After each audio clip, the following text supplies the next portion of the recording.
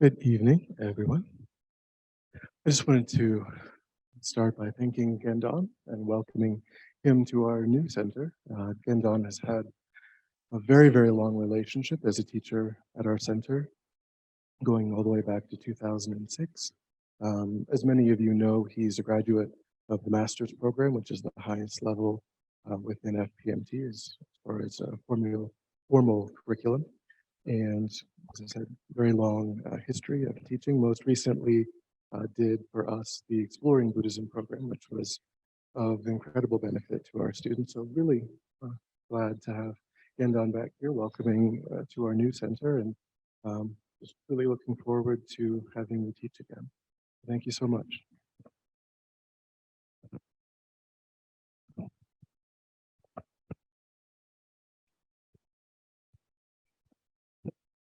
This has to be pretty close, I take it, right? Somewhere in there. Is that volume okay with everyone online as well? Yeah? Okay, good. All right. So thank you, Venerable Dunduk, for that introduction, and I'm very happy to be here in your new space. As he said, I've been teaching mostly the Exploring Buddhism program, which some of you did manage to attend some of the courses. It's intended to be sort of a bridge between the more introductory course that we have, which is Discovering Buddhism, and then what I'm teaching tonight, which is the basic program, which is a little bit of a misnomer because it's not that basic, but nonetheless, it is a little more advanced. And Exploring Buddhism was intended to be a way to help people prepare for that.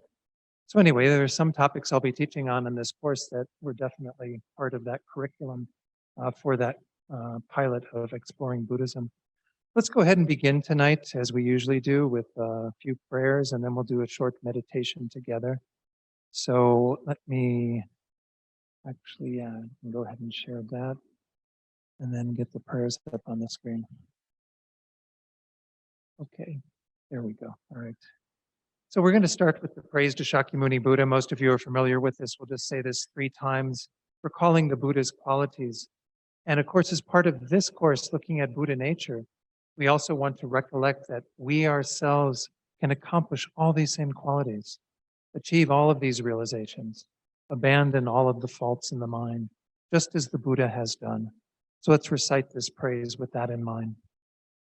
To the founder, the endowed transcendent destroyer, the one gone beyond, the foe destroyer, the completely perfected, fully awakened being, perfect in knowledge and in good conduct, Sugata, knower of the world, supreme guide of human beings to be tamed, teacher of gods and human beings, to you, the completely and fully awakened one, the endowed transcendent destroyer, the glorious conqueror, the subduer from the Shakya clan, I prostrate, make offerings, and go for refuge. To the founder, the endowed transcendent destroyer, the one gone beyond, the foe destroyer, the completely perfected, fully awakened being, perfect in knowledge and in good conduct, Sugata, knower of the world, supreme guide of human beings to be tamed, teacher of gods and human beings, to you, the completely and fully awakened one, the endowed transcendent destroyer, the glorious conqueror, the subduer from the Shakya clan, I prostrate, make offerings, and go for refuge.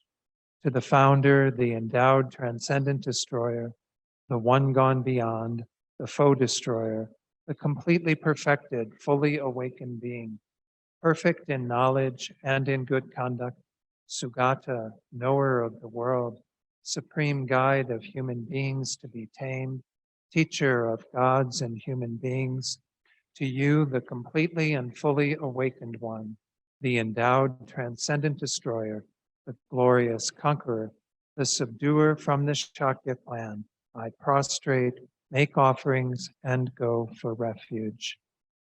And we'll do a short mandala offering. And most of you know this prayer. It's a way of visualizing a vast pure offering so we can receive these teachings and the blessings of all our guides and the Buddhas and so on, so that we can achieve the state of realization quickly. So we're visualizing this pure land as an offering, as well as the symbolic pure land that all of us will achieve all beings when they attain enlightenment. So let's recite this in English. This ground, anointed with perfume, strewn with flowers, adorned with Mount Meru, 4 continents, the sun and the moon. I imagine this as a Buddha field and offer it.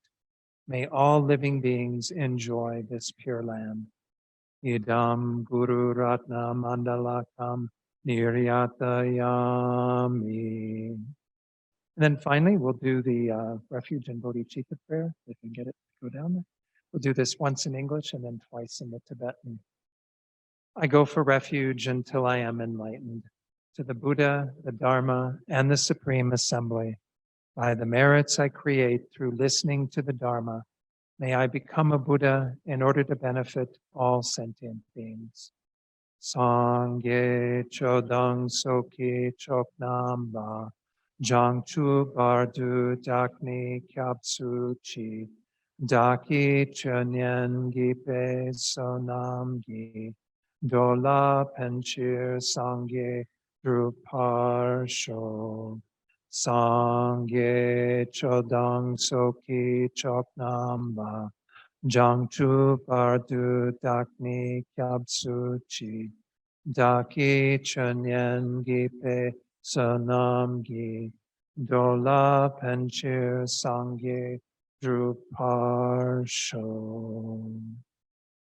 All right, as I said, let's just do a very short meditation tonight. We have a bit of material to cover tonight, so I don't want to spend too much time, but it's always good to start with a little meditation at least, to kind of focus our minds and let go of whatever distractions we might have from the day. So just spend the first few minutes meditating on the breath. Don't need to give you any instruction probably on that. Just try to keep your awareness with the breath, focusing on the breath in whatever way suits you. And work with the point at the tip of the nose if you like that one, or in the lower abdomen.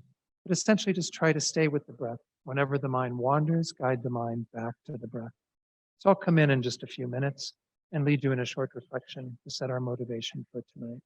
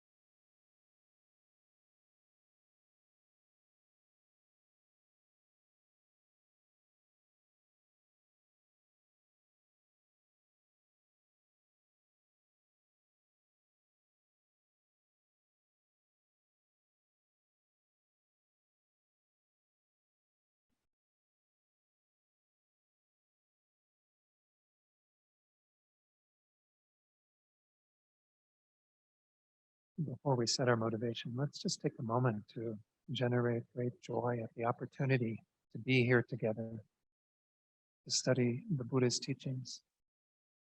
be able to work on ourselves. It's such a precious opportunity. And just generate that joy that you and others are gathered here together,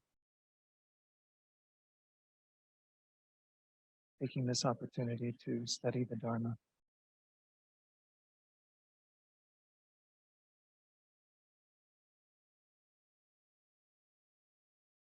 So the text we're going to be studying is in the Mahayana tradition. The Mahayana tradition being the one that aspires to achieving our own greatest potential so we can help others to do the same. So it's very important that we generate that mind of bodhicitta that encompasses those two aspirations. First of all, to think that we are here for the welfare of all beings. We see how beings suffer in the round of existence, going from life to life, never finding any real peace or happiness. We generate the strong compassion and love that is dedicated to their welfare. We see that this is not enough. Simply wanting to benefit others to that degree isn't going to actually accomplish the task. We have to become qualified. We have to become capable. Therefore, we generate the second aspiration, the wish to become a Buddha, to develop ourselves fully, so we then can help others perfectly. So unite these two aspirations, the sincere wish to benefit all beings, and the recognition that to do this, I myself, each one of us, must become a Buddha. In that way, we will then be able to help each of them to be free from suffering and to find the happiness that we seek. Just try to hold that motivation very firmly in your heart so that everything we do tonight becomes a cause for that eventual result, our own enlightenment, and then the enlightenment of all beings.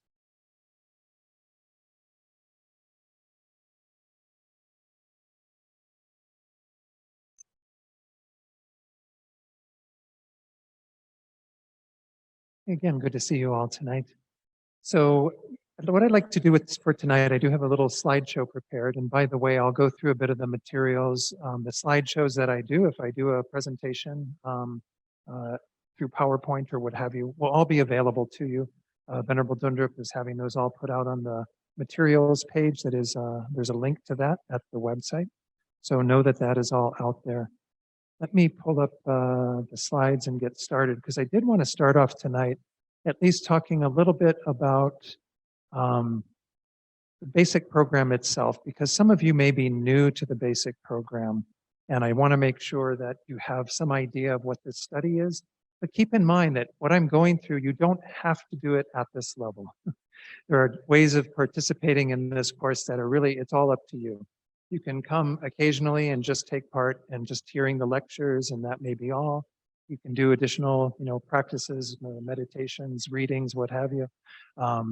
Or you can certainly go as far as this criteria that I'm going to present talks about in terms of making it a full-fledged program. And there is an advantage to doing that, and I'll talk about that tonight. This program was devised by Lama Zopa Rinpoche, our kind guru, for Dharma students who wish to progress beyond introductory courses and are ready to commit to more in-depth study and practice. So this is not an introductory course. If you're new to Buddhism, you still will, I'm sure, develop some understanding from what's being presented. But unfortunately, because of the level of this material, I won't be able to always go back and completely explain everything, every term, every word that I'm using. I am going to be making some assumption that people have some basic knowledge of the Buddha Dharma. So that is the nature of this course. But again, feel free to come, partake in what you can, develop what understanding you can. The unique thing about the basic program is the second point. It offers a text-based introduction to the philosophical aspects of the Tibetan Buddhist tradition, particularly what's called the Gelugpa tradition of Lama Tsongkhapa. This is the tradition that all of the Dalai Lamas are trained in. And text-based means that we are essentially using, in this case, a set of verses that were composed by Maitreya and then a commentary on those verses that was composed by a Tibetan Lama. And so essentially we're using that as our means of studying this material. So that will be how we go through it. It won't be just me going blah, blah, blah. We'll be looking at the text and I'll be commenting on the text so that we get clear about what's being said. That's the nature of this type of study. I'm going to go through the 5 components, but know that I don't want to belabor this. If you need more information and are interested in working at this level, we can get pages of the basic program materials to you so you have a better idea of what's all involved.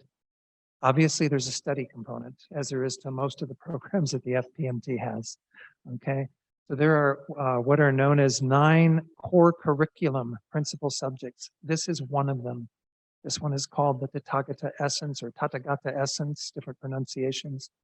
This is one of the 9. There are 3 optional supplementary subjects as well. This is what we are studying, is one of these, and then you have been doing some of these other core curriculum subjects here at TNL. There is a subject completion test that will be given at the end for those who would like to partake at that level. There's discussion, homework, and reading assignments. My plan is to have the last half hour of each of these classes be discussion. We'll see how we do tonight. If I get through all the material I want to, then we'll spend a little bit of time in discussion. Discussion's a really important way to digest the material, and I think it's nice to do it right after the class because then you already see where you might have some gaps in understanding, what have you. And there is a 3-month final review where they go through all of the subjects in a much briefer way. And that can be done online or in person. And then there's a final exam. So that's the kind of the philosophical studies element involved in the basic program. There's also a meditation and retreat component. I'll be assigning some topics for you to reflect on that will be part of your own meditation each of the weeks. So you can incorporate that into your own meditative practice. I don't know about retreats in that we haven't really discussed an individual retreat for this course, but there is definitely a 3-month Lam Rim retreat requirement to fulfill the basic program curriculum. Again, if you're not taking it for certification to get that level of accomplishment, then you don't need to worry about that. But essentially that 3-month Lam Rim retreat, it means 3 months of Lam Rim retreat, which can be done as 3 individual months or can be done as a full unit of 3 continuous months. Lam Rim, of course, is our stages of the path. So that really can't be started until you've studied that subject, which is one of the 9 core curriculum topics, the stages of the path, Lam Rim. The third element is our practice component. Now here, by practice, we mean more the behavioral component, how you practice the Buddha's teachings in your everyday life. For this, there is a 2-page handout that Venerable Dundrup has put again out at the materials page that you might take a look at. It's called the Conduct and Practice Criteria that, again, Lama Zopa Rinpoche put together. It's a little document like this. The essence of it is practicing the 5 lay vows. Now, whether you take the lay vows or not is up to you. You don't have to for this program, but we want all of you to abide by these basic precepts in your life as much as possible. But certainly while you are partaking of any of the activities or events of this course, which would mean at a retreat or would mean here at the center, they are essentially not killing, meaning not killing any being, not stealing, not engaging in any inappropriate sexual behavior, not lying, and then of course not taking alcohol or intoxicants. So all of those things we should avoid while we are involved in this program, but there's more advice in that document as well. And Rinpoche was really keen that we should be practicing what we preach. So the service component and the training component, these used to be kind of together and they've divided them out. By service, we mean assisting with assigned tasks that support the running of the center and of the program where it can be done. And you can talk to Venerable Dundrup if you'd like to offer some time to help out with things, to show up early, maybe to do a few things to, help the building, what have you. The training component is really specific to things that help you to train yourself to potentially be able to share the Dharma with others. FPNT is a very generous teacher training program in a sense, in that anyone who partakes of their program, such as the basic program, can eventually, when they complete all of it, apply to become a teacher, a registered teacher. And with the accomplishment of having gone through this entire program, you will be qualified to register as a teacher. Again, it'll be up to the committee to review everything and eventually to put you in that position. There's no guarantees per se, but nonetheless, this is a wonderful thing to do if you feel inclined to teach the Dharma.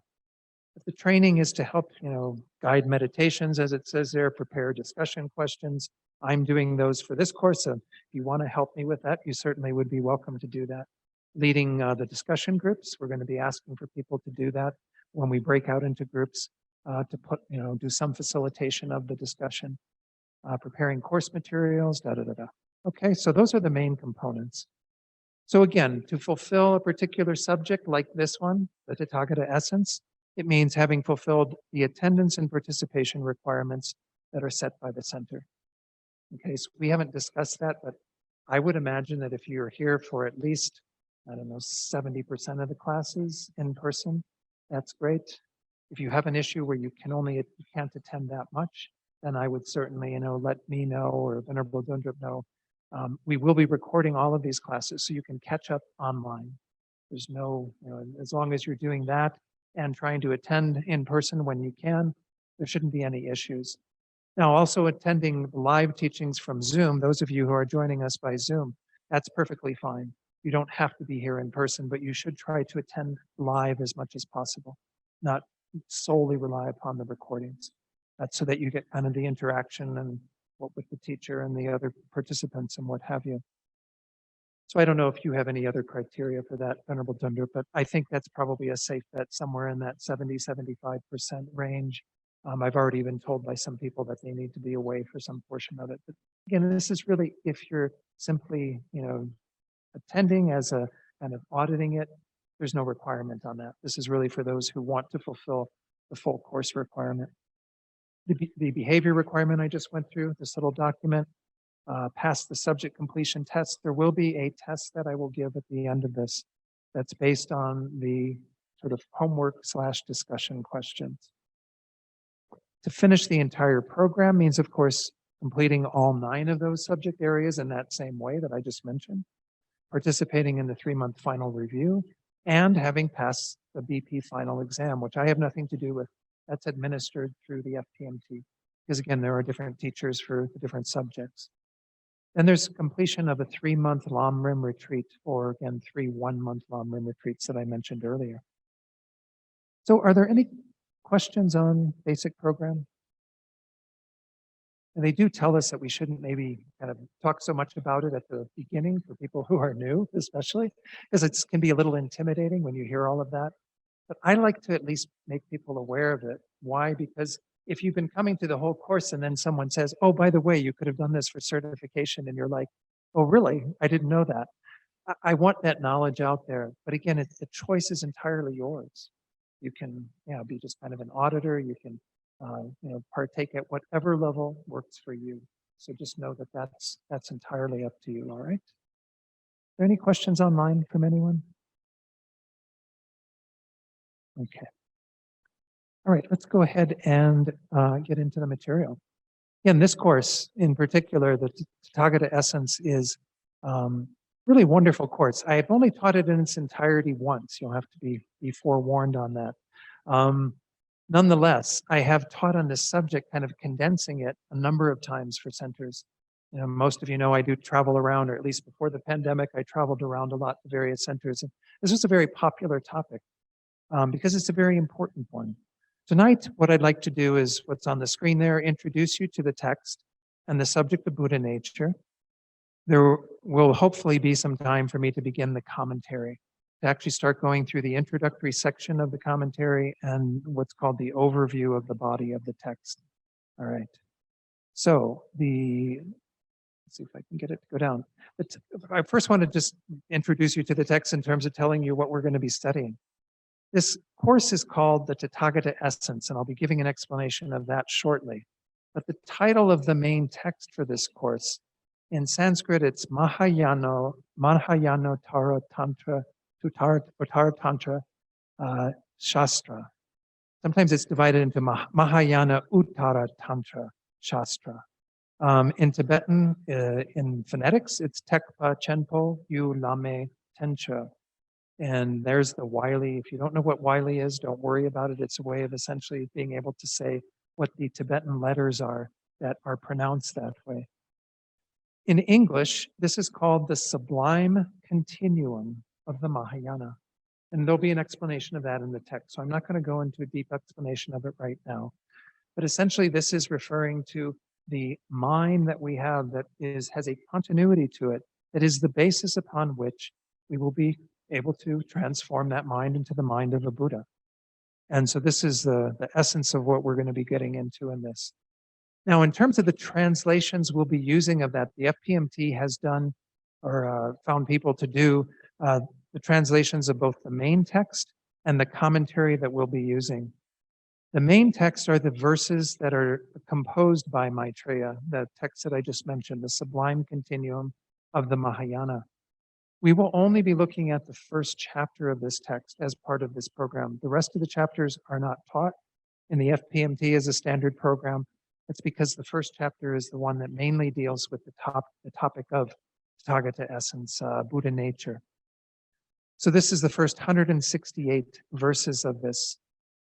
This will, kind of take us a little while to get through because there's a fair amount of commentary on each of these. So in the version of the text that you have, there are outlines from the commentary that we're going to be using. This will kind of, allow you when you go to the text to be able to know where it fits into the structure. The commentary itself, the second point on there, is the commentary done by Gyaltsab Dharma Rinchen, or sometimes called Gyaltsab Je. Gyaltsab Je, the founder of the Gelugpa tradition that I mentioned earlier, is Lama Tsongkhapa. Most of you have heard his name. He had two heart disciples, Gyaltsab Je and Kedrup Je. And so these are renowned scholars in and of themselves. Lama Tsongkhapa, of course, is an amazing scholar. And so Gyaltsab Je composed his own commentary on these root verses. Now, technically, it's actually a commentary on a Sangha's commentary on Maitreya's text. We'll get into that a little bit later. But it still is perfectly fine as a commentary in and of itself. There's two different translators for this, just so you know. The one that we used the last time when I taught it here for TNL some years ago is still being used for the verses 22 through 168 by Gavin Kilty. But there's a new translation to the first part of it, verses 1 through 22. So I'll be teaching all of this first chapter, though I'll probably abbreviate some parts of it. So that's just a very brief introduction to the text. The 4 bullet points on the screen right now are the things that I want to go into in a little more detail tonight before we actually start our commentary. First is to give you the origins of this text. And part of that will be telling the story of Maitreya and the Sangha. Some of you have heard this story before, but it's always a wonderful one to share again. So let me take it off the screen for just a moment. So most of you know that the Buddha himself appeared some 2,600 years ago. And he initially taught this topic of what we know of as the Tathagata essence or Buddha nature. Tathagata is another word for a Buddha. It means the one gone thus, the one gone to this supreme state, having fully developed their mind. And so essentially this state we all can achieve, and we all have the essence from which that can occur. This is what we mean by Buddha nature, and we'll get into this in a little more detail shortly.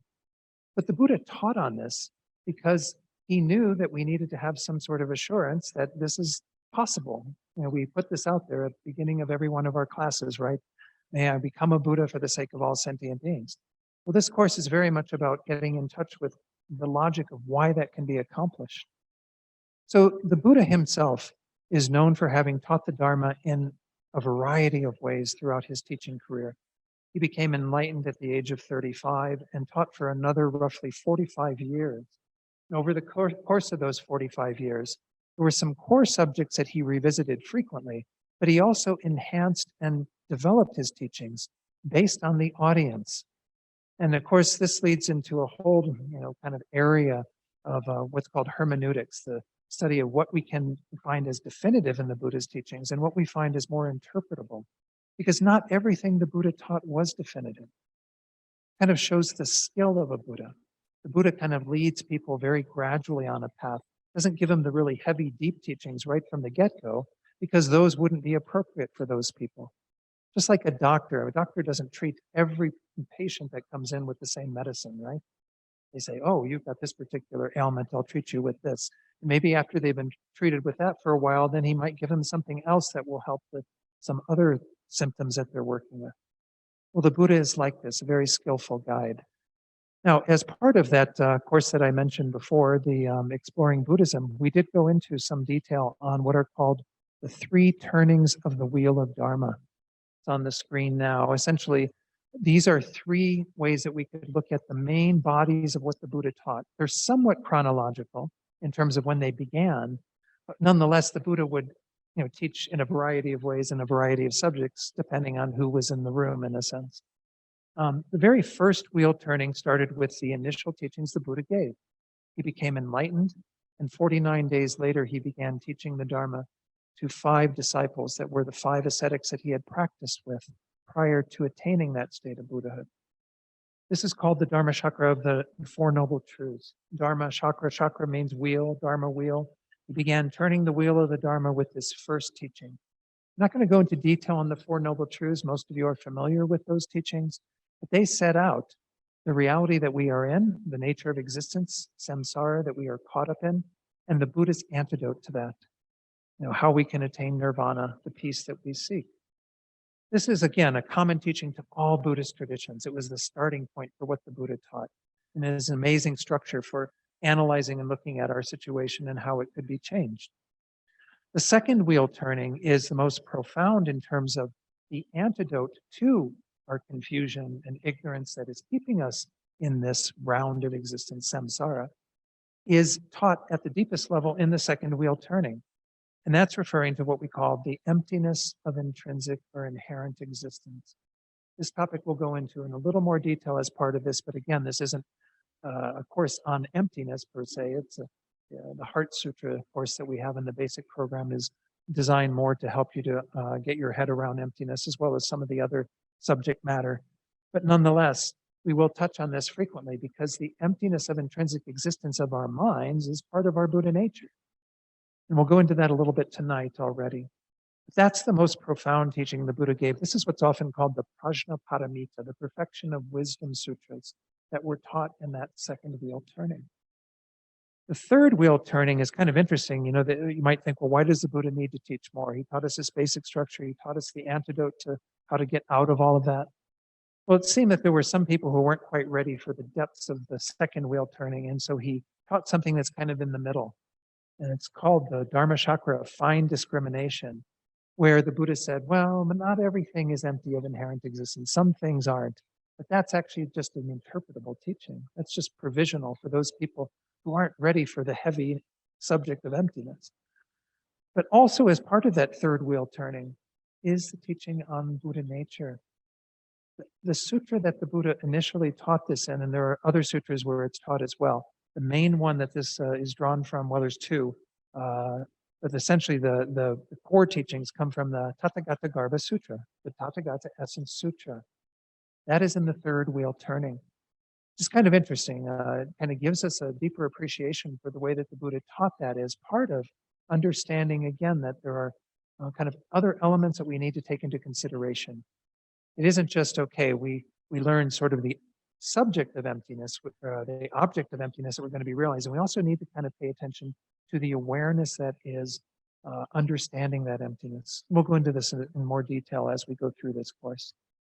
So these teachings that we're going to be studying, the teachings on Buddha nature, come from the third turning of the wheel of Dharma that the Buddha gave. It's just important to kind of have that background because in the introduction, in the commentary, we are going to touch on that a little bit already. Besides talking about the source in the Buddha's sutras, the Buddha's discourses, I want to give you a little bit of a history of how this actual text came to be, the text by Maitreya Buddha, because I think it's important that we, again, have an appreciation for that. So, a Sangha is an important figure in all of this. A Sangha lived about 900 years after the Buddha passed away into nirvana. Again, he taught for about 45 years. He died at around the age of 80, and that was some 2,500 years ago. So essentially, about 1,600 years ago is when a Sangha appeared in this world, somewhere around the 3rd, 4th century. 4th century is usually what they attribute that to. A Sangha is renowned as a very important figure in Mahayana Buddhism. There are 2 key figures, one of which will not play so much a role in our studies here, who is Nagarjuna. Most of you heard of his name before. He lived prior to a Sangha, and he's known for having taken those second wheel turning, the Perfection of Wisdom Sutras, and brought them back into this world, enriched the study and practice of them, and kind of enhanced what we've come to know of as the middle way tradition. A Sangha came a little bit later, and he brought forth teachings that are known as the mind-only tradition of the Mahayana. I'm going to go into that a little bit, though it's not the main subject of what we're studying here. A Sangha is also known, of course, for bringing forward so many of these other teachings on Buddha nature. And this has to do with his relationship with the Buddha Maitreya. So, first of all, a little bit about a Sangha himself. He was born to a woman who actually had previously been a nun, and she realized that as a nun, she felt she couldn't do much to enhance the Buddha Dharma. So she decided to disrobe and to give birth to sons who would do something about that, that she couldn't do. There was a patriarchal society in India at the time. She gave birth to a Sangha through one partner and gave birth to Vasubandhu, his half-brother, through another partner. And these both became amazing scholars. We still study their texts in the Gelugpa tradition, in the monastic settings, especially Vasubandhu's Abhidharma Kosha. Anyway, his mother encouraged a Sangha in his studies and even sent him off to monastery and said, I really want you to become a monk rather than follow in your footsteps of your father, who was a king, and so on. And a Sangha took to studying the Buddha Dharma very, very quickly. And he developed this amazing understanding of the Perfection of Wisdom Sutras I mentioned, that second wheel turning. But he started having some concerns about the deeper meanings of emptiness, and also some of how we progress on the stages to enlightenment, what are called the stages of the path of realizations. So he decided that the best way for him to resolve this in his own mind was to receive the blessings of a Buddha. Well, of course, Shakyamuni Buddha had lived and gone by then, long gone. The next Buddha in this era of fortunate Buddhas is Buddha Maitreya, who is said to be abiding right now in what's called Tushita, this Pure Land. He is the 5th Buddha of this fortunate eon, Shakyamuni Buddha having been the 4th, and he is said to be the next one who will appear and will begin turning the wheel of Dharma in our world system at that point. There's no doubt the Dharma will have died out, unfortunately, it's said. So the Sangha decided he would do a retreat on Maitreya Buddha to try to achieve a vision of Maitreya Buddha, to receive his blessings, to be able to actualize a deeper understanding of these topics. So what I'm going to do is read the story from this wonderful little book that you don't have to get. I'll be referring to it at times. It does contain a good commentary on some of the topics we'll be going into. It's called The Fundamental Potential for Enlightenment by Geshe Acharya Thupten Lodin. So he says, a Sangha proceeded to meditate continuously for 3 years, but he was not successful in gaining realizations or a vision of Maitreya. Discouraged, he left his retreat cave. On the way down the mountain, he happened to notice some birds that were entering and leaving their nest. He saw that their wings brushed over rocks as they flew in and out, and that the constant brushing of these small feathers had actually smoothed down the rocks over a long period of time. So he thought, if soft feathers can wear away rock by constant brushing, I certainly can remove the obstacles to realizations by constant energetic perseverance in my meditation practice. So inspired, he returned to his cave and enthusiastically practiced meditation for another 3 years. Okay, so now it's 6 years. Unfortunately, though, due to his karmic obstructions, he still was unable to gain realizations and had not had a glimpse of Buddha Maitreya. So he decided again to leave his retreat. But as he left the cave, he noticed a spring where drops of water had gradually worn away a large rock. You've probably seen this out in nature in some places, right? Where The force of water has worn away and smoothed over rocks and what have you. Again, he thought that if tiny drops of water could wear down rock by constant dripping, then surely if he kept working at his meditation, he could wear down his mind's stubborn resistance to gaining realizations. So once more, he went into retreat for another 3 years. Guess what happened? No, to no avail, right? Thoroughly discouraged by this time, he left the cave once more, but encountered a man who was filing down large pieces of iron in order to produce fine needles for his living, right? If you can imagine, just to produce a little needle, how much effort and work it takes. Thinking that if someone was prepared to take on such a laborious task just to earn a little money, then surely he could exert himself for the great goal of enlightenment. So Asanga went back to his cave for another 3 years, right? For up to 12 years now. However, no result. After a total of 12 years in the cave, Asanga had still not had even a dream of Maitreya, much less a clear vision. This story isn't meant to discourage you. I know it can sound kind of discouraging. It's showing perseverance. It's showing how, again, even someone like Asanga did still have to put in the work, keep doing it, and persevere. So at this point, though, Asanga does decide to leave the cave for good. He's like, okay, going down to the village, I'm done with this meditation thing for now. On leaving the cave, Asanga came across a very sick dog who was suffering from maggots eating its flesh. It had a really bad wound on its hindquarters. The dog was still alive, but crying pitifully from the pain. Sangha felt strong love arise for the mangy animal, and compassionately he wanted to help remove its suffering. But Asanga could see that removing the insects, the little maggots, would kill them. And so he cut off a piece of flesh of his own flesh for them to live on. And he kind of took a part of his leg and had it there ready for the maggots to go on so that there would be some place where they could live. He then realized, though, that even pulling them off with his fingers would possibly cause them harm or kill them. So he decided to lick them off gently with his tongue. Kind of creepy, huh? So Asanga, is like kneeling down to put his tongue into the festering, maggot-ridden raw flesh of the poor dog. And my teacher, when he explained it, he said he had his eyes closed because you can imagine how gross that was. And there was no animal there. He looks up and there's Buddha Maitreya. By the way, the name Maitreya means loving kindness. It's the Buddha of love. And so Maitreya finally appears. Of course, Asanga is a bit like, what took you so long? Right? And of course, we know that it's not the Buddha taking so long to appear. It's Asanga taking so long to remove his obscurations so the Buddha could appear. This is part of the way Buddhas work. The Buddhas are here right now. Their energy going through all of space and time. But it's up to us to be receptive to receiving that.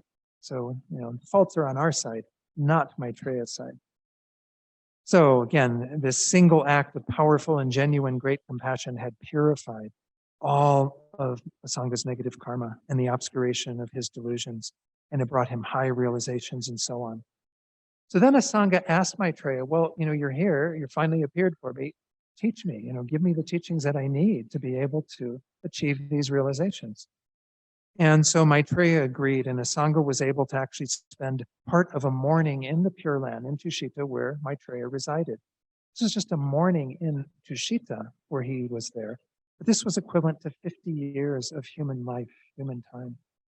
When it was time to leave, Maitreya gave Asanga his 5 treatises, one of which is the text that we're studying. This was an offering both for Asanga and the beings of the human realm. Asanga brought these treatises with him and promulgated them throughout the world.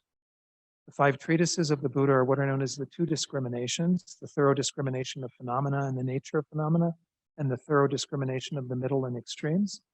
2 ornaments, the ornament for the Mahayana Sutras and the ornament for clear realizations, which is actually the text that I studied in the master's program, the first text. And chapter 4 of that text is part of the basic program. The 5th text is the text that we're studying, the Sublime Continuum of the Mahayana. So the first three of those expounded the mind-only school's view of the profound path, which, as I mentioned, a Sangha kind of set that out as a way to help beings to enter into the Mahayana, not with the final view, but at least something that would be palatable to them. And then the last two accord with the middle way school. The text that we are studying will accord entirely with the middle way view. We'll be mainly looking at that final view of the Buddha, what was taught again in that second wheel turning. The emptiness of intrinsic existence is the main, profound teaching within the Mahayana or the middle way, what's known as the Madhyamika view. Okay, so that's a little story about how this text came to be. Now, sometimes when we hear these stories, we go, well, that's interesting, but I don't believe it. Well, that's your choice. We have some pretty, miraculous ways that some things do appear in Buddhist studies. And maybe if we don't disbelieve it, at least give it some space to say, maybe things could act that way, could come into being that way. But essentially after this, Sangha, of course, remained in this world for quite some time. He wrote his own commentary, as I mentioned, on the Uttara Tantra, Maitreya's text. And then the author of our commentary, Gyaltsab, who lived many centuries later, wrote a commentary on that text. I might mention that there is a new publication of this, though it has been out for a while, of what's called the Sublime Continuum Super Commentary. This is, I'm not recommending it. Why? Because we're already working with a commentary that is, I think, a good one for us to work with. It was originally published by Columbia University, which was done through Robert Thurman. Professor Thurman was a professor there, and he had a student named, I assume it was one of his students, Marty Bojang, who essentially translated it using what I call Thurmanese. Robert Thurman has very poetic language that he uses. And what we tend to use in our tradition is more Hopkinsese, Jeffrey Hopkins' way of translating things. Everything in the Tibetan is a standard word, but when it gets translated into English, people get very poetic sometimes, or people get very literal and almost very precise in it. So it becomes very hit or miss in terms of what sorts of translations you'll find. You're certainly welcome to pick it up if you want. It's about an $80 book, but it contains, of course, Maitreya's text. It contains the commentary by Sangha, and it contains a new translation of the commentary by Gyaltsab. But I read the commentary or the comments at Amazon, and one person said, it's hard enough reading without having to constantly retranslate things in your own head to what these actually are. I think there's one place where I saw it where I don't have a copy of it, but looking at it online where he calls one of the bodies of a Buddha the beatific body or something like that. He uses a lot of kind of Western religion language in it sometimes. It's very strange. Anyway, I'm not putting him down in any way. He's a wonderful, wonderful practitioner and translator for what he does. It's just very different language from what we're used to using in this tradition. So just know that there's really not a list of books that I'm going to give you for kind of additional study. The book that I read from a little while ago, I'll put that out on the, so that you have that when we get to the level of investigating that. It'll be a little while, the main topics that are discussed there. All right, so let's go back to our slideshow. By the way, we will try to go, as I said, to about 8:30 tonight, and then have some discussion to see what we can discern from what we've looked at. I want to briefly talk about this, though there is a little presentation at the end of this first chapter where Maitreya and Gyaltsab go into more about kind of the study of this text and the sort of faults that it's meant to overcome. But nonetheless, I want to share a few passages that were actually part of the slides for Exploring Buddhism. This is from a book that is available. That's a very short little book on Buddha nature. It's not that complex. That's only available as a PDF file. By Geshe Sonam Rinchen. He says, those who practice the Buddha's Mahayana teachings have as their aim complete enlightenment. This entails accomplishing what's known as the truth body, the Dharma kaya of an enlightened being, which is essentially the enlightened mind of a being. The word body is used there. This is a translation for kaya, but it just means kind of an aspect of the experience of a Buddha. Here we're talking about the fully ripened mind of a Buddha. That is, again, the full flowering of our potential, he says, And then secondly, what are called the Rupakaya, the form bodies. These are physical bodies. These are ways that Buddhas appear in physical form in order to benefit others, in order to interact with beings like ourselves. To attain these two aspects of enlightenment, according to the sutra presentation, we must attain kind of a great accumulation, a great store of first merit. This is what actually gives rise to the form bodies, and then insight or wisdom, which gives rise to the truth body. These are often what we refer to as kind of method and wisdom, right? The two wings of a bird that we need in order to fly to full enlightenment. So the first one, the accumulation of merit or positive energy, love, compassion, and the spirit of enlightenment are the main sources for the great store of merit or positive energy, which gives rise to an enlightened being's form bodies. So kind of your way to be able to connect with others when you become a Buddha is due to your having spent all that time developing deep compassion and concern for them. It's kind of the social dimension of a Buddha. Every one of us has both of these dimensions, right? We have our more interior, private dimension that no one else really knows, our own minds and the thoughts that, are in that. And then we have our interpersonal, social dimension, where we interact with others through our bodies that can speak and, signal and what have you. This is the first part, is that way that we are kind of involved with others. Secondly, understanding how things exist at their most fundamental level is the principal source of the great store of insight or wisdom, from which the wisdom truth body, the Dharmakaya, arises. So we again have these two tracks that we are constantly paying attention to on our Mahayana path, developing our wisdom, but not leaving that being isolated from the method side, the compassion, all of that. Before we can create these two stores, however, our Mahayana disposition must awaken, and this can only occur when we have become aware of its presence. The discussion of whether or not we have this precious potential, whether or not we have Tathagata essence, Buddha nature, makes us realize how little we actually know about ourselves. So at a very basic level, I can say the significance of this text and studying this subject is to help you awaken your Mahayana potential, in a sense, to become aware of its presence. So you have kind of the raw material and awareness of that from which your Buddhahood will eventually ensue.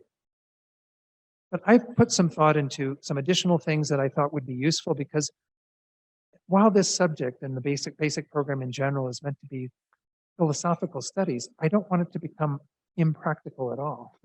I want this to be about kind of meeting us with regard to wherever our own minds may be.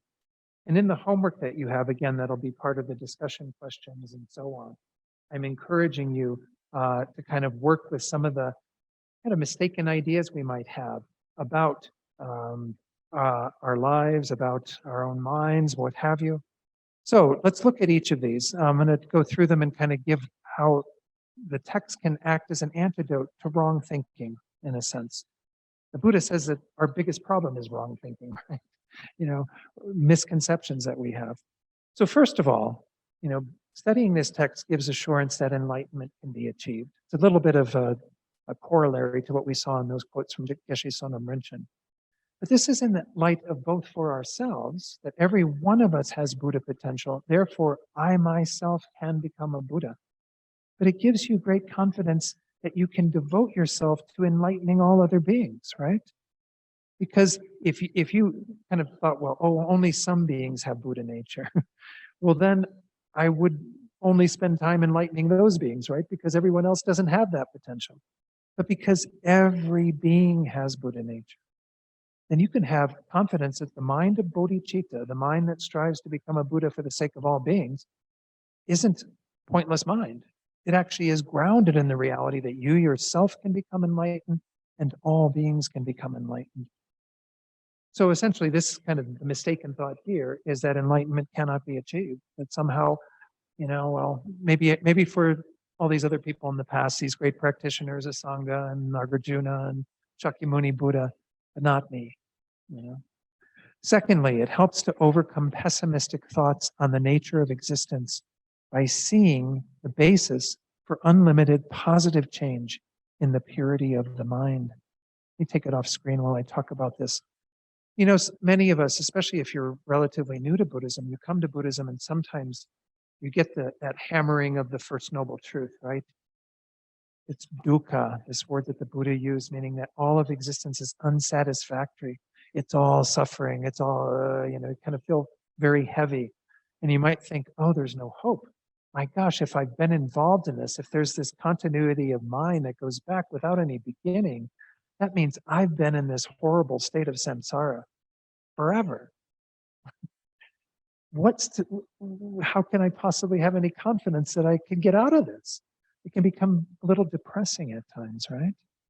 So we need something that assures us that there's a basis for why achieving a freedom from that is possible, why this isn't kind of our fate, and we're doomed to always suffer, all right? So essentially, if we can come to rely upon the purity of the mind, that the mind in its very nature is pure, and I'll go into what that purity means as we go through this course. If we understand that purity, then we have a foundation for why everything else that is polluting it doesn't have to be there. It's kind of like a glass of water that has been dirtied that can be purified through a very fine filter. Well, the Buddha's teachings and practice of them are the fine filter that help us to actually remove all of that. You need not suffer. No being need suffer. This is the good news of the Buddha, right? So don't get bogged down in kind of the heaviness of, yes, we're caught up in samsara since beginningless time. Kind of, that mind and then feeling like there's no way out. There is a way out, absolutely. The third point that I think I did see this in other people's writings as well, and I really agree with this because this is something we do quite common in our culture. It encourages us to not identify with our afflictions and disturbing emotions, since, as I just mentioned, they're adventitious. They're not inherent to our minds. A lot of people might say, well, you should be more patient to them. And you might say that to them and they go, I'm just an angry person, right? Well, they've taken their delusion of anger and they've identified with it and made that who they are. I'm an angry person. I'm a person who is just, angry all the time. Well, no, the only reason why you have anger in your mind all the time is because of habit, because of that sustained practice of anger. If you address it, then anger can be removed. There's no point in identifying with those delusions because they're not who you really are. That's kind of the good news, too, about these teachings on Buddha nature. There's something else that we are. We're that sort of fundamental purity that doesn't have any of those adventitious stains, doesn't have anything that is really there blocking it in a major, lasting way. Yes, we've had this since beginning of this time. That's a little daunting, but we shouldn't be identifying with all of that. That's not who you really are. At your deeper level, who you are is a being who is good in nature, who has amazing qualities that simply need to be brought to the forefront. Our Buddha nature's always been there. Okay. Then the last one, it builds confidence in our own potential and abilities so we're not dominated by patterns that I see so often in the West. Self-hatred, self-deprecation, so forth, self-loathing. I mean, we all do this to some degree. Even part of this, I really want you to be examining in your own mind where these patterns are coming from and trying to address them as part of this course. As you learn more and more about Buddha nature, those sorts of thoughts should get lessened because those are not thoughts founded in reality. There's no reason to be hard on ourselves. There's no reason to put ourselves down. There's no reason for us to think poorly of ourselves when we are rich in Buddha nature, when we actually have this amazing pure essence.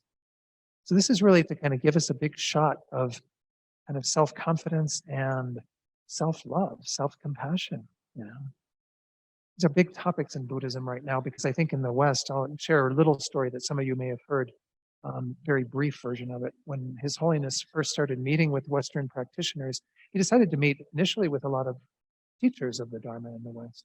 One of them who he was in this gathering is Sharon Salzberg, and she asked His Holiness, she says, Your Holiness, can you give us some advice about how to work with our students who have so much self-deprecation, so they hate themselves, they put themselves through so much negative talk? And he says, Beings don't do that. They love themselves too much, right? Because the view we often have is that we're too caught up in our self-cherishing, taking care of ourselves too much. And he couldn't get this in his head that people actually hated themselves. It's not that common in the East to have those sorts of mindsets because they're brought up with some understanding that there's some goodness within them. We have a lot of things culturally that have influenced us, even other spiritual traditions perhaps, where we've kind of learned this idea that we're faulty, that there's something wrong with us, that there's an inherent flaw. Right? Well, there are things that are going on that we do have to address. The Buddha's not denying that, and we're not going to deny that. Those are not who you are. Those are also, not there in a lasting way, and they can all be removed. And there's no reason then to deprecate ourselves, to put ourselves down, to think I'm not good enough, I'm not, this enough, whatever. All right? So these are some things that in the part of the reflection I want you to do over the next week is to really look at these 4 ways that we kind of beat ourselves up that these teachings are to help us to address. And begin to identify the patterns that are more common for you. Some of you may say, well, I actually do find myself frequently thinking that I don't think I can really become a Buddha. I don't think that's really possible for me. Well, then begin to examine how that pattern takes place. Begin to make a determination to address those patterns. So again, they're kind of highlighted on the little discussion topics and topics for integration. Okay. I think that's enough to say about this. And then hopefully over time, maybe you'll have your own benefits that you will come to see through your study of this text.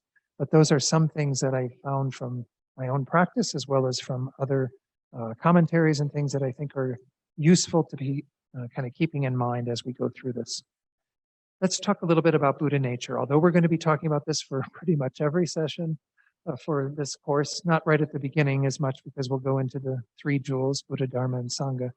Once we get to the exposition on Buddha nature, it's going to be pounded in quite frequently. I want to talk a little bit about what it is and define it to some degree already. The definition of what can be referred to as a Buddha lineage, you'll notice the asterisk at the bottom. Buddha nature can be called, again, Tathagata essence, Buddha potential, Buddha lineage, basic constituent. In that Thurman language, I think it's spiritual potential is what he calls it. Anyway, just know that we're going to use the term Buddha nature most frequently, but nonetheless, some of our materials might say Buddha lineage or Tathagata essence. The definition is a phenomenon that is suitable to transform into a Buddha's exalted body, a kaya, the Sanskrit word kaya. In other words, there's something that we have now that can transform into that experience of a Buddha. All right? I put the boundaries on here because I think it's important that we understand where Buddha nature ends. Does it stop? At some point, it does cease. It exists in all sentient beings, all the way from them not having entered a path, meaning it has existed in our own minds since beginningless time. Since our own mind is beginningless, Buddha nature is beginningless. But it exists all the way up through the end of the continuum of a sentient being. The word sentient being, in a technical way, is used to refer to anything other than a Buddha. All sentient beings are still with some obscuration in their mind. They still haven't done the full path of purification. A Buddha is no longer a sentient being, though of course a Buddha still has a mind, still is sentient in that way, but nonetheless, we don't refer to a Buddha as a sentient being. Your Buddha nature has always existed and it will continue to exist until you become a Buddha. And it's no longer Buddha nature. You have potentialized that Buddha nature and made it into the state of Buddhahood. So that's essentially just the definition and the boundaries of where Buddha nature or Buddha lineage exists. Let me go through these 4 kayas of a Buddha. There's also a wonderful little chart that's in the chart collection of charts from the basic program when it was taught at Instituto Lama Tsongkhapa, where I attended the master's program. And I'll point that out to you shortly. These 4 bodies, sometimes we see presentations where they say the 2 bodies of a Buddha, then sometimes the 3 bodies of a Buddha, and sometimes the 4 bodies of a Buddha. This is the full presentation of all four. You'll see that it's divided initially into those same two that I just mentioned a short while ago. The truth body, or Dharmakaya, and the form body, or Rupakaya. So if we talk about two bodies of a Buddha, those are the two essential things. Again, your own private individual experience, that is the Dharmakaya, your mind ripening into the state of Buddhahood, and then the way that that mind appears for the sake of others, the Rupakaya, the interpersonal, the social aspect of a Buddha. If we divide the truth body into two, we see that it consists of the nature body, which is the emptiness of the Buddha's mind, and then the wisdom truth body, which is the Buddha's mind. Now, we'll go into why that's emphasized, but essentially, the emptiness of a Buddha's mind is unchanging. It always has been there, just like the emptiness of our own minds has always been there. There's never any degree of, oh, it's partially empty and, fully empty. It's always empty of inherent existence. Our own minds being empty will eventually become the minds of a Buddha, and that will have its own emptiness related to it. That's what we mean by the nature body, is the emptiness of inherent existence of a Buddha's mind. The Buddha's mind itself is called the wisdom truth body, the Jnana Dharmakaya. All right, that's a brief introduction to what we call the Dharmakaya, those two aspects of it, the emptiness of the Buddha's mind and the Buddha's mind itself. And that's the private experience of a Buddha. The form body, the Rupakaya, have two different divisions. What's called the complete enjoyment body, which is a unique sort of appearance of the Buddha in a pure land, where they teach bodhisattvas of a particular level, bodhisattvas who are aryas, superior beings, who have attained direct realization of emptiness. In that pure land, they help those bodhisattvas advance to Buddhahood. But the ways that most of us relate to Buddhas is the last one there, the emanation body, the Nirmanakaya. Buddha Shakyamuni himself, according to the Mahayana, is said to have been a supreme emanation body. Buddha who appears in the world and starts the wheel of Dharma turning. But Buddhas can appear in any form. A Buddha can be an animal, a Buddha can be a bridge, a Buddha can be a car, a Buddha can be whatever form. Beings have the karma to receive the aid of that Buddha in. We look at this dog that appeared to the Buddha, to a Sangha, right? Let me take it off screen, sorry. We look at this dog that appeared to Sangha. This was an emanation of the Buddha Maitreya. But at that point, a Sangha, before he developed this immense compassion that wanted to free that dog from its suffering, could only see it as a maggot-infested dog, right?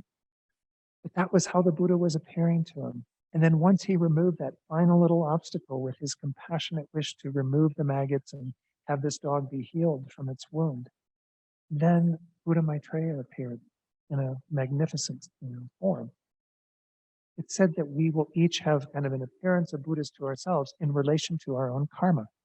We have karmic obscurations that keep us from having a full-fledged, spectacular appearance of the Buddha's amazing forms. But you can have that at some point. Lama Tsongkhapa himself is said to have had that at a level of his realization where his guru began appearing to him in the form of the Buddha Manjushri, the Buddha of wisdom. All right? So just know that these are the ways that Buddhas are helping us. They achieve their own Dharmakaya, their own wisdom mind, that is the essence of all their realizations, imbued with compassion and love and concern for all beings. And then they appear in forms to help other beings. This is your future state. This is what we're all aiming for, and the job we're trying to become qualified for through our practice of the Mahayana path. Yes, please, Karen. The question from Karen is, would the Dalai Lama be a manifestation of the emanation body? We could say is an emanation body, perhaps, a manifestation. Again, different people will have different experiences of the Dalai Lama. And those of us who have some confidence that this is how Buddhas appear in this world to help us, as spiritual guides and so on, would have no problem saying that this is an emanation of the Buddha. He's often said to be the emanation of another one of these great Buddhas, the Buddha of compassion, Avalokiteshvara. Actually, before I go too far, I might mention that Maitreya, Manjushri, Avalokiteshvara, and 5 other Buddhas appeared as bodhisattvas in the retinue of the Buddha. when he was teaching the Mahayana Dharma to kind of exemplify perfect bodhisattva behavior. But it said that all of them were already Buddhas. They just appeared that way as an aid to the Buddhas teaching the Dharma. So anyway, yes, there would be people like myself who would have no problem saying the Buddha is, or the Dalai Lama is a Buddha, the emanation of a particular Buddha mind that is in this world, interacting with sentient beings like ourselves in order to further the Dharma in this world. Okay? All right. So let's go back to our slide presentation. Oh, wait, I wanted to show one thing, which is just so you know where that chart is that I had mentioned. It's, let's see, basic program there. I think, no, that's the conduct sheet.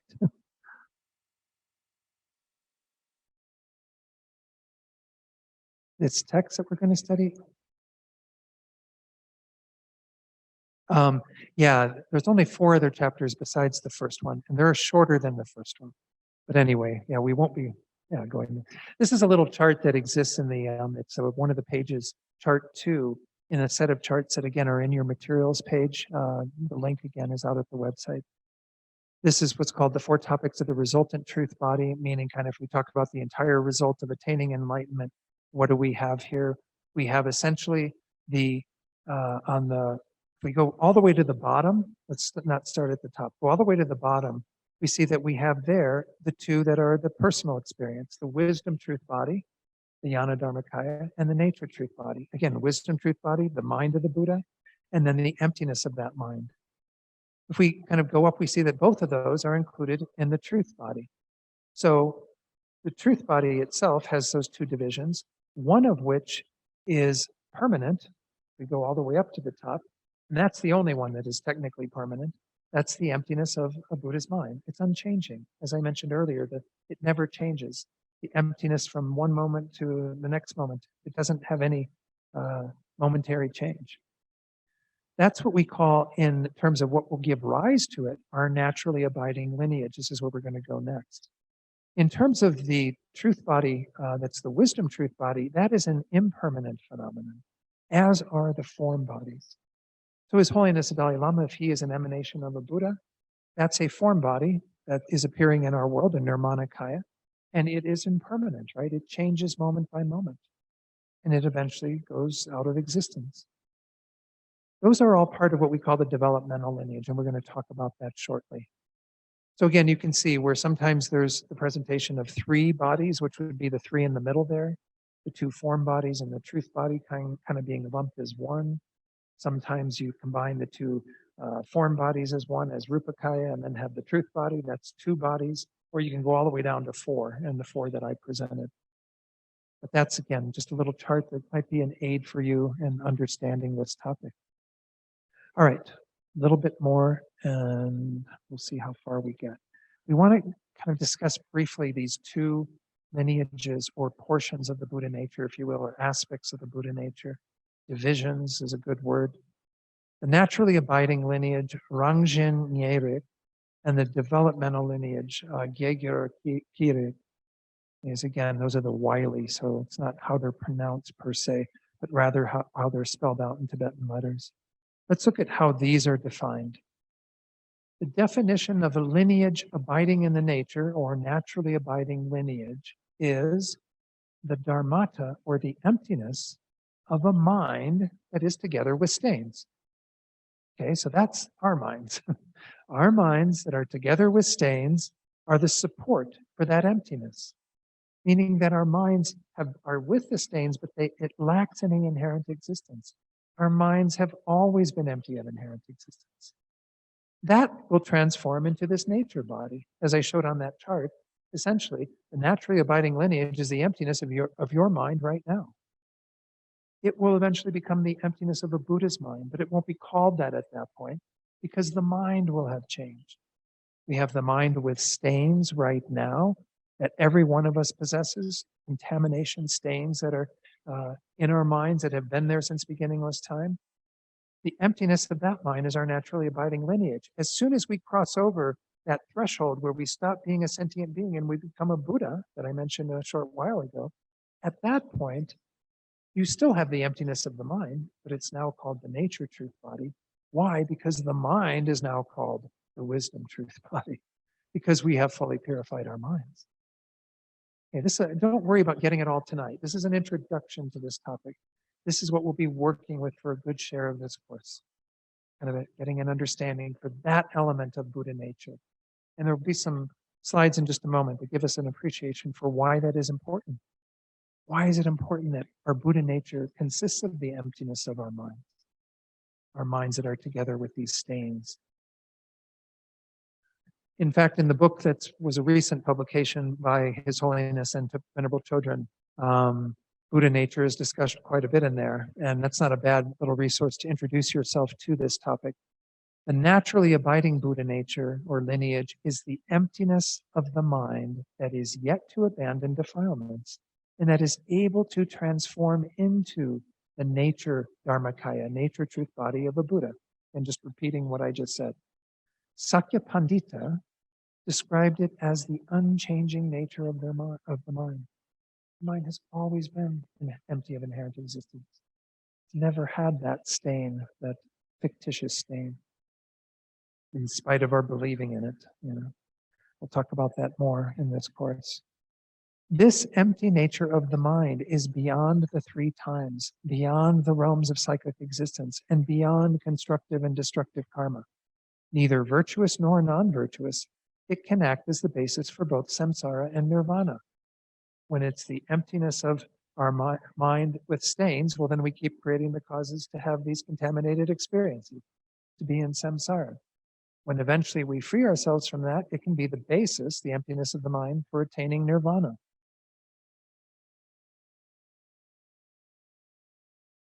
This thought made.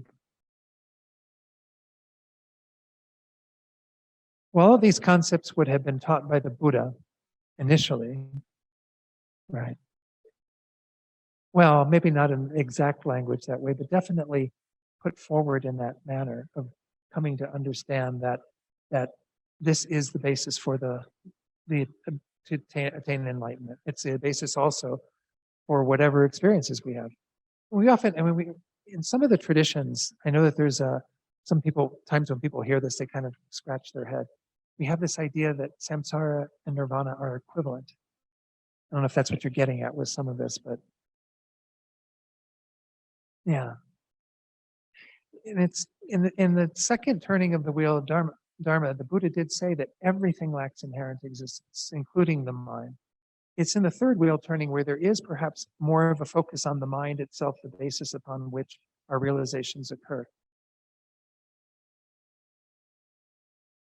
Nagarjuna definitely expanded on or reiterated that everything is empty of inherent existence. I don't want to go too far into kind of what a Sangha did with mind only, because that is very different in terms of the nature of the mind being somewhat different than the nature of other phenomena. But again, that's kind of a different subject that I think will take us too far astray. But definitely Nagarjuna, in his exposition of the middle way, set out what the Buddha's intent was, which was that all phenomena lack inherent existence. The mind of all sentient beings is empty of inherent existence. And then, of course, that becomes the basis for us to be able to purify the mind.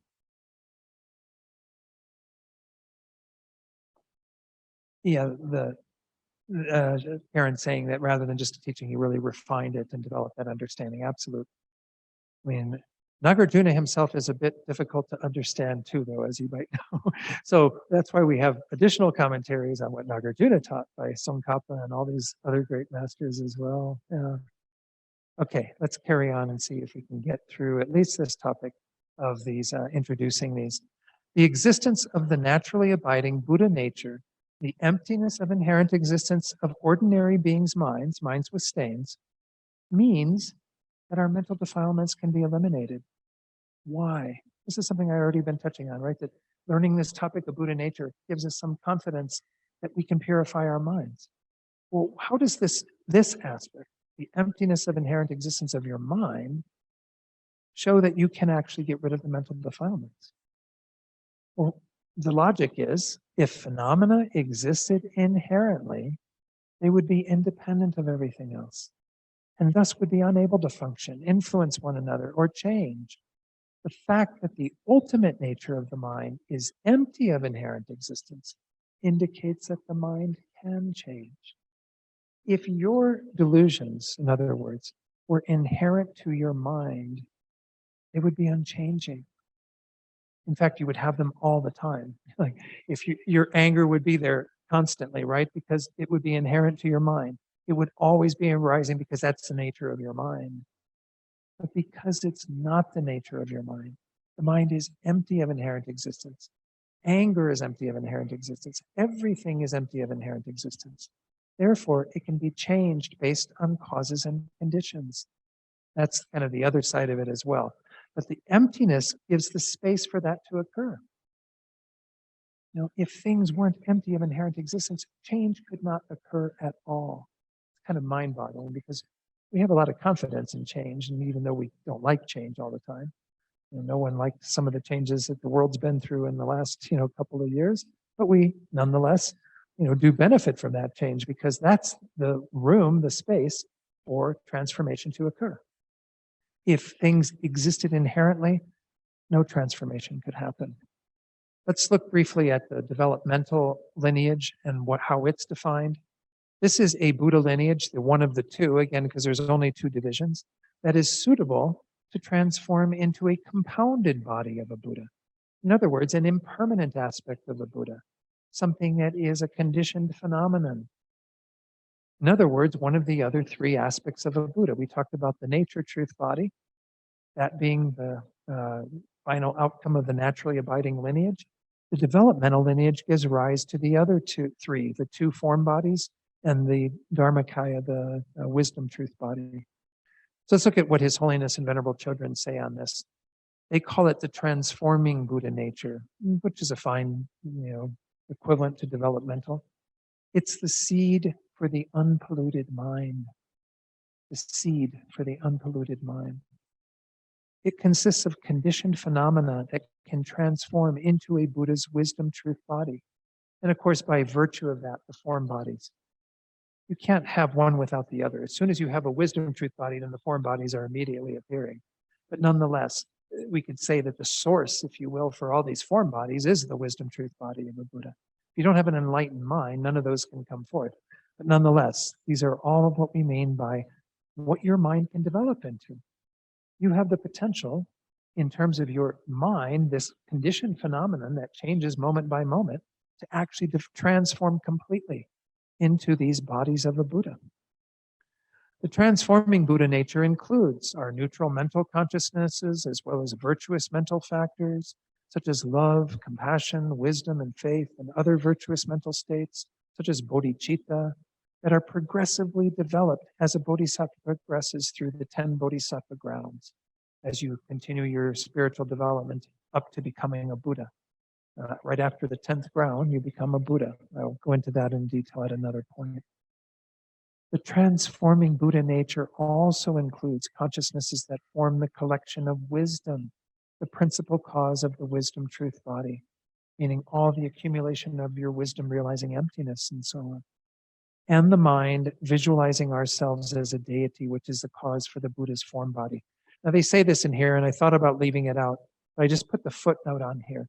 That's actually a cause within the Vajrayana, the tantric teachings. We're going to be studying things from a sutra perspective, but know that the teachings on Buddha nature have a profound implication for our practice of tantra. Just know that, again, there are other causes in tantra and tantric practice that contribute to the development of these Buddhas, Buddha bodies, these development of a form body and so on. It is possible, His Holiness says, to increase these virtuous qualities and mental states limitlessly because their base, the clear light mind, is stable and because no antidote exists that can eliminate them. So this is what we're dealing with, this kind of continuity of mind that at its very core is what we call the clear light mind. It in and of itself is completely pure and free of any defilements. Once we remove what's there adventitiously, that can be made fully manifest, and nothing can counteract the good qualities that are resonant with that mind. And all of those can be developed limitlessly because the mind isn't physically bounded. His Holiness often points out how, if we talk about developing a physical quality, like, high jumping or something, I don't know how high people can high jump now. When I was in track, it wasn't very high. Of course, I know it wasn't a high jumper, but anyway, if you, it's, we can, in this world at least, we can't imagine a human being high jumping the Eiffel Tower, right? It's not going to happen, right? There's a physical limitation because the body has limitations. The mind has no such limitations. So if we look at these two kind of components of Buddha nature, the naturally abiding lineage gives us the confidence and the assurance that the mind can change. Why? Because it's not inherently existent. It's not fixed. It's not static. It actually has the potential to develop and change and transform because it's lacking inherent existence. The developmental lineage gives us the confidence that these qualities that we are trying to generate through the Buddhist path can be brought to a limitless degree. We can achieve the wisdom, truth body of a Buddha, this amazing mind that is fully omniscient, aware of all things, and able to then manifest in forms for the benefit of others. Okay? I'm going to just share a couple more slides that is a wrap up of this topic, and then we'll stop for tonight there. We didn't get as far as I'd hoped, but that happens with me. Those of you who know my teaching, I get a little optimistic, but anyway. Without the two kinds of Buddha nature, there would be no way for the awakened activities of the Buddha to enter into us. This is another point. If we didn't have both of those, we couldn't be on the receiving end of all those beings who are trying to enlighten us. We want to become that for others, but we couldn't even receive the teachings from them if we didn't have a naturally abiding lineage and developmental lineage. Our minds would not be receptive to the Buddha's influence or to the teachings. Nothing in our minds could germinate by coming into contact with these. Buddha nature is the basis of cultivation of the Mahayana. It is what enables our minds to be affected and transformed by the teachings. The fact that the Buddha taught the Dharma indicates that sentient beings have the potential to become Buddhas. If we didn't, it would have been useless for the Buddha to deliver what are known as the 84,000 teachings. And he could just keep talking and talking, but if there was no fertile ground for those seeds to grow in, what would be the point? The Buddha gave teachings because we have Buddha nature. We have Buddha nature, therefore we can become the Buddha, and we can then become the source of the teachings for others. It's a wonderful circle, a circle of enlightenment in a sense. So I had one more preliminary topic before we got into the text that I wanted to cover, what are called the 7 vajra points of this text. I'll go into that next week, and then we'll go into the beginning commentary. So know that that is in your discussion and homework questions. Just let it go. It'll be in next week's as well as kind of the other point for you to think about then. Let me just check about questions before we break into some discussion and kind of take a little bit of a stretch. Any questions? Yes, please. Oh, okay.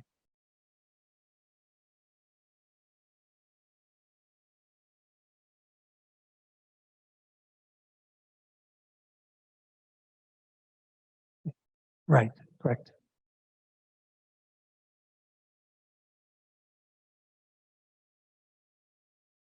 Mhm.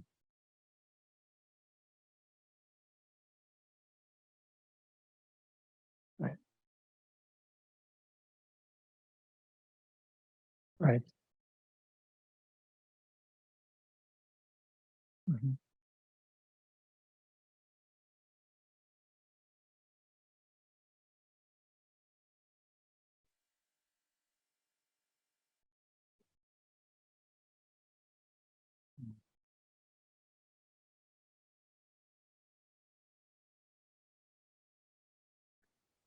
So this is an interesting question.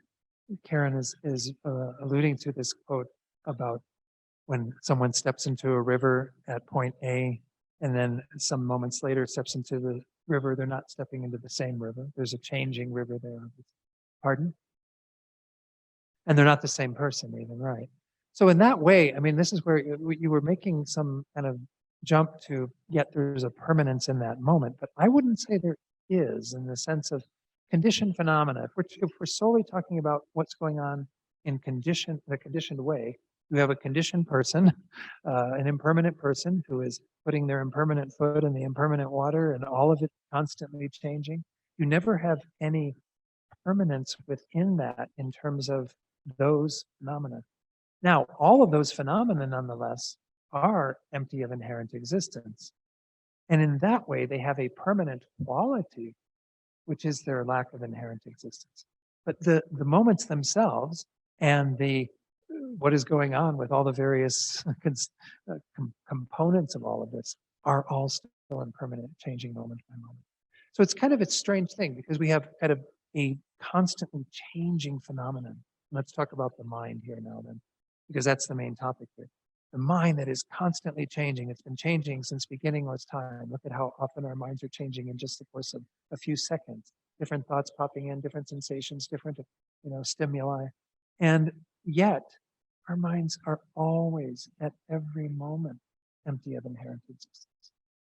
Meaning that nothing is there inherently. Nothing is there from the side of the mind. Rather, everything is arising through causes and conditions, through various things happening. It sounds sometimes like they couldn't fit together, but those two ideas actually fit together very nice.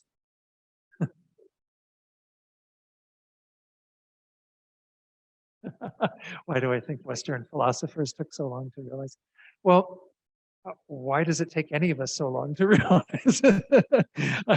If you look at kind of ourselves in terms of our own, growth and development, we've been blind to this reality until being exposed to it through the kindness of those who have perceived it. I think it does take a special kind of way of examining things that is not being satisfied with superficial understanding.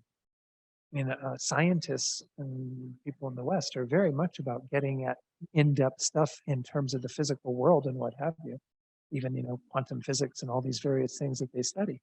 But nonetheless, they still might be blocked from being able to discern a deeper awareness of reality, of what's really going on. Yes, yes, and I don't want to go too far into kind of Western philosophy and the understandings that could have come out of Wittgenstein and other people, because again, they can be seen as similar. Are they identical? You always just have to, you never know. Yeah, yeah, they seem to kind of come together, converge in some way. But nonetheless, what we are driving at in terms of the realization of emptiness is a very unique phenomenon that is not propounded in Western philosophy in that way, so I don't want to, again, get too far into that camp either, but thank you for bringing that up. Were there any questions online from anybody before we break into our little groups? Kind of weird. I see my camera one there looking there. I'm looking at people, but cameras somewhere up there, but up there, yeah. All right. So I think those of you who are online, again, maybe just take like a minute or two to stretch and then come back. And then will we be able to break them into maybe two groups? Yeah, we can do a breakout. Get them into two groups, and you have hopefully in front of you, or you can retrieve it through the website. The question for tonight, I can even put it on the screen though. Though again, those of you who are discussing, it might be better if it's not up on the screen, right? Because then you can, when you're in the breakout group, does that still appear? Maybe it doesn't. I don't know. Anyway. It in there. Yeah. Okay. Really, it's just one question. It's got two parts to it. What are the definitions of Buddha nature, as well as these two divisions, as best as you can recall? Just kind of getting fleshing it out. You can do it in your own words. It doesn't have to be verbatim what I put on the screen. How does this presentation reveal the potential for enlightenment that all sentient beings possess? In other words, already, right from the beginning, what is Buddha nature and its divisions? And what does that tell you about the ability for you to be able to attain Buddhahood? Okay? And just discuss that. And again, flesh it out in your own words. Don't be too challenging to each other in terms of, putting people on the spot. Try to make it friendly discussion, just see where the discussion goes. All right? So I'll put that on the screen so that everyone has that. And if that does become a problem for those in the discussion group, maybe send me a chat message and I will make sure to remove it then. And if maybe we could divide into groups on either side of the room so that people can be somewhat separate. But just again, get up and stretch a little bit, and then please do the discussion. All right.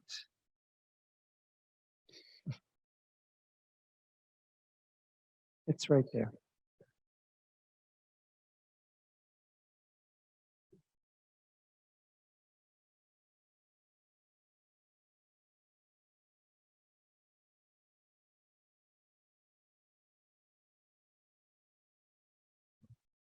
Okay. I hope that that discussion went well for everyone. I think everyone's back online. Yes. Okay, good. Before I go back to the discussion sheet, though, well, actually, Rachel, did you want to say something? Yes. Will there be time to ask you questions? Muted, I think. 1 second. Venerable Dundrup has to change something there, and then once he does that, then you should be able to say. Go ahead. Will there be time for questions? Is there a time we can ask you a question? Yeah, I'd like to take maybe 1 or 2 questions here.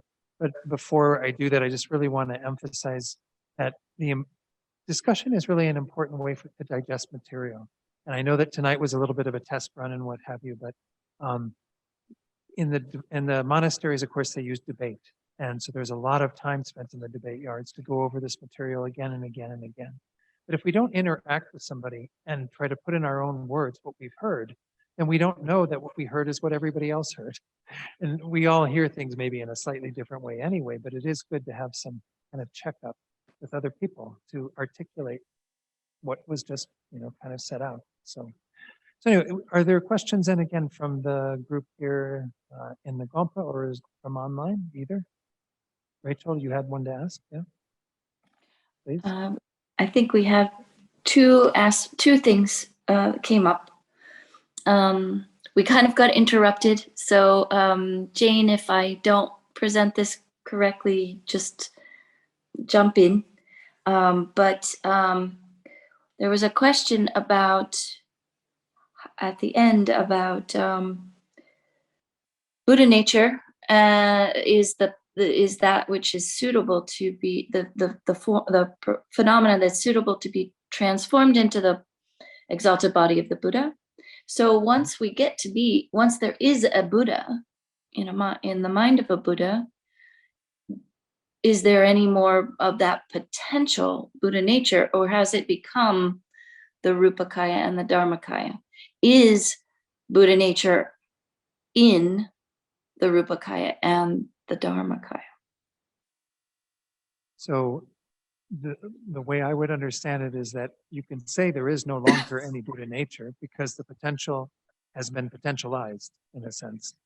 Once it has been potentialized, it's no longer a potential. It is an actualization. So the actualization of a Rupakaya and Dharmakaya is the final product of having this potential that has been developed and transformed and together with its emptiness until it crosses that threshold. Up to that moment, just before becoming a Buddha, it's Buddha potential.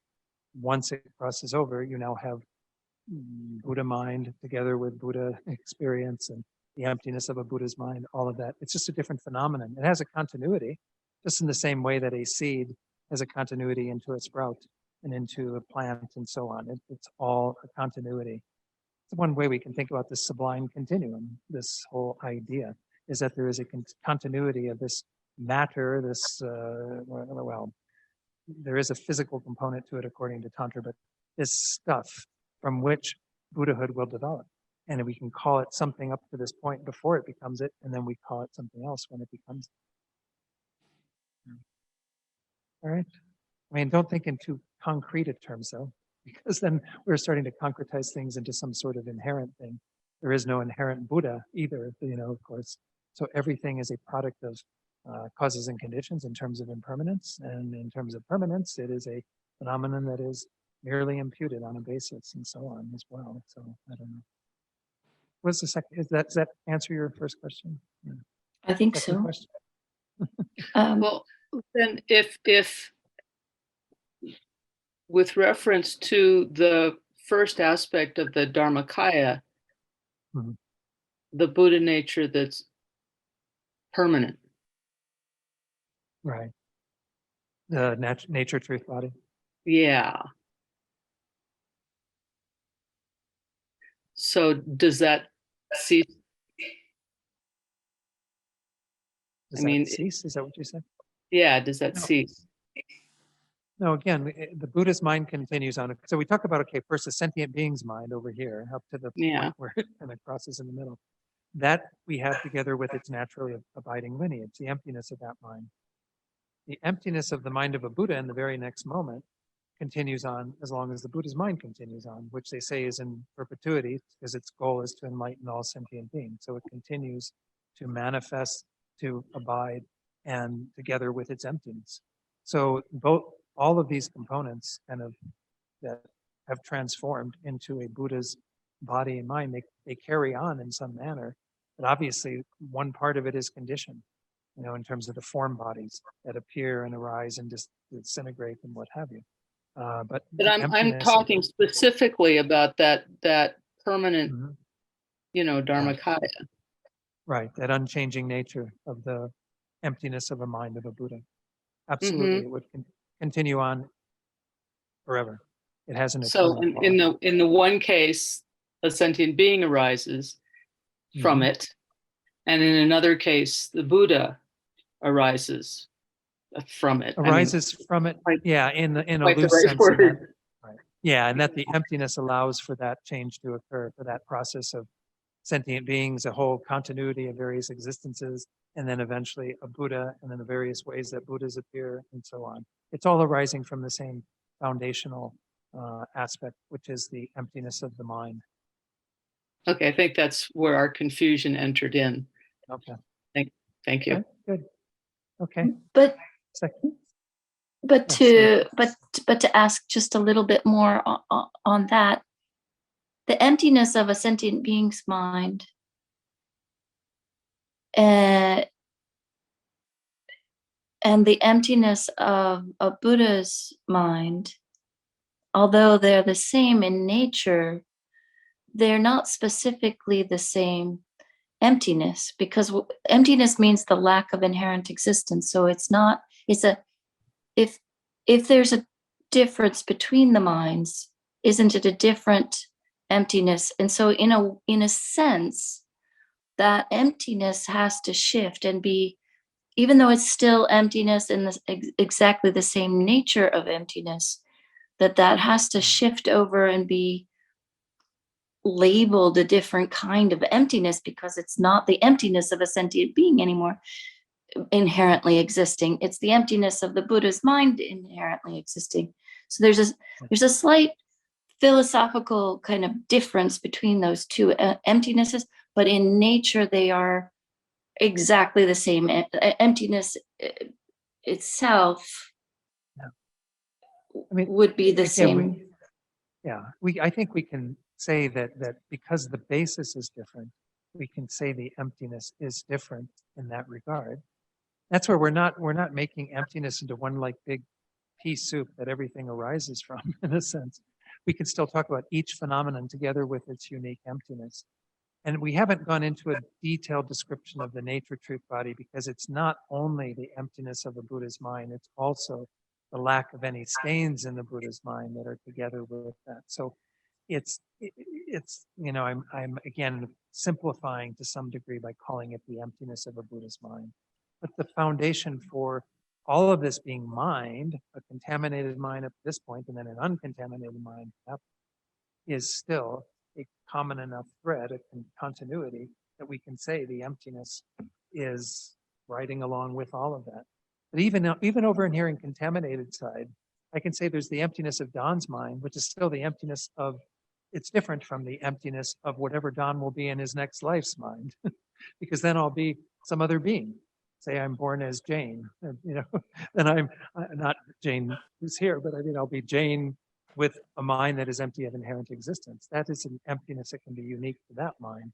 But you could even go down in defining individual moments of emptiness being quite unique, because the mind is constantly changing. So we can have a basis that's always changing, but yet talk to an unchanging quality that nonetheless is being posited on something that is continually changing. So yes, and there's a bigger demarcation between sentient being and Buddha than there is between individual sentient beings, because these are all still with contamination, still with stain. Now, where does the clear light mind enter into this? Clear light mind is kind of the kind of subtlemost level of mind in which we can say there is no residing stain. So in everything that is sort of appearing in the mind that is staining it, contaminating it, is sort of gathered around that, if you will. I like to call it sort of the core of the mind, if you will. What is this thread of mind that goes through all of the continuity is clear light mind. I don't want to go too far in that because this is a tantric term more than a sutra term of clear light mind. Nonetheless, we're going to touch on Tantra at times in this course simply because it's part of our study and what have you. So I think that may be all the time we have for questions, unfortunately. If you continue to have some questions that you feel didn't get answered, please, if you have my email address, send them to me. And I'm happy, Venerable Dundrup can pass out my email address, the Yahoo one, to anyone who wants it, and communicate those on. If it's something I feel the group would benefit from receiving the answer, then I'll try to bring it back in the following week, any questions that you have. For the next week, please just try to work with this question, going back over and reviewing the slides. Again, you'll have access to all of that material. You do have access through the website. And then go through what I'm calling here again, some points for integration. Let me just put that back on the screen really briefly so you know where that is. It's this little handout that's called discussion topics and I can't remember, group discussion and integration session 1. And again, this is just what I went through when I went through the benefits of studying this. I want you to start looking at your own mind and see, how can these teachings help me to be assured that enlightenment can be achieved, that I'm not stuck in this overwhelming samsaric existence, that my afflictions don't define who I am, that my negative self-talk and similar thoughts are completely unjustified. I mean, this is what we're trying to overcome by this type of study. So I really want to add that dimension to it so that it's not just all this philosophical stuff and I can repeat verbatim definitions of this and that. What are those doing for you? Are those helping you in your practice or are they not? So, all right. And then next week we will again just resume with our study. Let's just do a few real quick dedication prayers. Let me get those on the screen. Due to the merits of these virtuous actions, may I quickly attain the state of a Guru Buddha and lead all living beings without exception into that enlightened state. May the supreme jewel bodhicitta that has not arisen arise and grow, and may that which has arisen not diminish, but increase more and more. Then for His Holiness's long life, the wish-granting, wish-fulfilling jewel, source of every single benefit and happiness in this world, to the incomparably kind Tenzin Gyatso, I beseech, may all your holy wishes be spontaneously fulfilled. And then we'll quickly do the 4 verses of the swift return prayer for Lama Zopa Rinpoche, composed by His Holiness. Fearless teacher and assembly of the children of the victorious ones, Shravakas and Pratyeka Buddhas, victorious Losang father and sons, along with the lineage masters, all the objects of refuge of infinite lands, please bestow the virtue and goodness of accomplishing this prayer here and now. Oops. Holding and spreading the Muni's precious and complete teachings through explanation and practice, you wore the armor of patience that is never discouraged. Incomparable Venerable Guru, to you I make request. While striving single-pointedly for the sake of the victorious one's teachings, the sole gateway through which all benefit and happiness emerge, and for mother living beings, you suddenly departed to peace. What a great loss. Nevertheless, through the undeceiving truth of the blessings of the ocean of the 3 jewels and the great waves of bodhicitta of the children of the victorious ones, may the smile of a reincarnation swiftly beam in glory for fortunate disciples. Okay, thank you all for attending tonight, and hopefully this will become a little smoother as we go through this iteration of doing these discussions and what have you. But I really appreciate everyone's patience, at least through these first few classes, and hang in there. This will get a little complicated at times, but I'll try to keep everything really on target so that we develop a good understanding of this topic by the end of the course. So thank you all, everyone. Be well. Have a good week.